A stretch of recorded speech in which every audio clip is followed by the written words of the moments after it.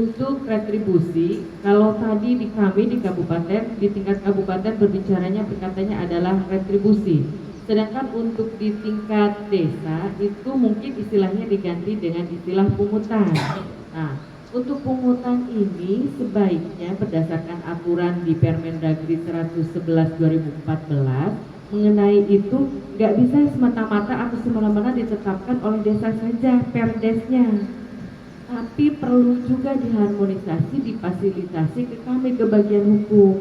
Nah, ini poin ini yang sebenarnya belum banyak dijalankan. Atau mungkin bisa saya bilang, saya kebetulan baru di bagian hukum ya, belum juga ada ini yang melakukan hal itu ke kami. Jadi sepertinya beres di sana saja di desa. Kami berpikirnya, oh di desa sudah selesai atau memang di desa tidak mengatur ke hal itu. Kasus ini pernah terjadi di, kalau saya nggak salah di daerah Warung Gunung, pernah bertanya, Bu, kami ada permasalahan ini seperti ini ya, dan kami ditanyakan sudah nggak dilakukan harmonisasi dengan bagian hukum? Ternyata belum. Dan yang menanyakan itu sebenarnya adalah pertanyaan dari pihak penyidik gitu ya, karena berdasarkan aturannya harus ke kami. Tapi dalam hal ini tidak semua, atau barangkali tadi selama pengalaman saya belum ada juga saya melakukan hal itu. Intinya kalau kita ingin melakukan pungutan, satu sebenarnya kuncinya, satu tidak bertentangan dengan peraturan yang lebih tinggi. Mana peraturan yang lebih tinggi? Contohnya adalah peraturan yang mengatur mengenai perda retribusi jasa usaha maupun retribusi jasa umum.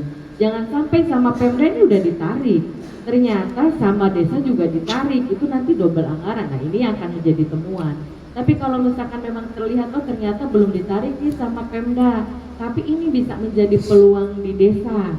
Misalkan contoh dalam hal pengolahan sampah. Kalau di tingkat kabupaten misalkan, karena memang di kami di kabupaten ada pengaturan soal tempat pembuangan sampah terakhirnya, sehingga sampah itu bisa dipungut oleh dinas LH. Tapi kalau di tingkat desa, ini saya belum tahu ini kalau khusus di Kecamatan Panggaran seperti apa, sudah ada aturannya belum untuk pengelolaan sampah nih. Kalau misalkan memang belum ada, itu bisa diatur di sana, misalkan salah satu contohnya, sehingga dari hasil pengelolaan itu ketika ada layanan yang diberikan, intinya adalah ada layanan yang diberikan, ada fasilitas yang diberikan, maka disitulah pungutan bisa diterapkan. Tapi sekali lagi kuncinya, bahwa untuk bisa menerapkan itu sebaiknya lakukan dulu tahapan-tahapannya yang harus dilalui. Salah satu tahapannya adalah proses koordinasi fasilitasi dengan kami. Dan ini memang mungkin menjadi catatan Pak Asda ya, karena sebenarnya kalau kita lihat dari 345 desa misalkan yang ada di Kabupaten Lebak, kalau semua melakukan fasilitasi ke bagian hukum, bisa dibayangkan juga nanti seperti apa. Tapi memang untuk fasilitasi itu hanya mengenai satu RT RW, tata ruang ya.